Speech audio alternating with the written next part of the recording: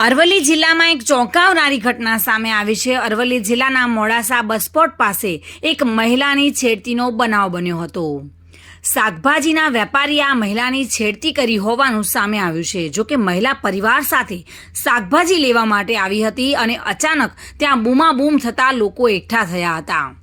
મહિલાની છેડતી બાદ હિન્દુ સંગઠન ઘટના સ્થળે દોડી આવ્યું હતું અને મોડાસા ટાઉન પીઆઈ સ્ટાફ સાથે ઘટના સ્થળ પર પહોંચ્યા હતા।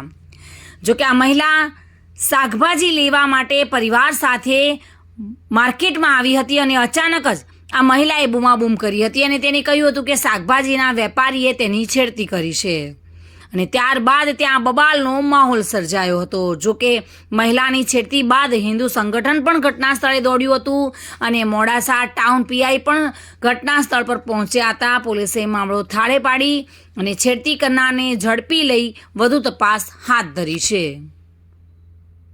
ધાર્મિક ભટ્ટ સાથે bureau report, today Gujarati news.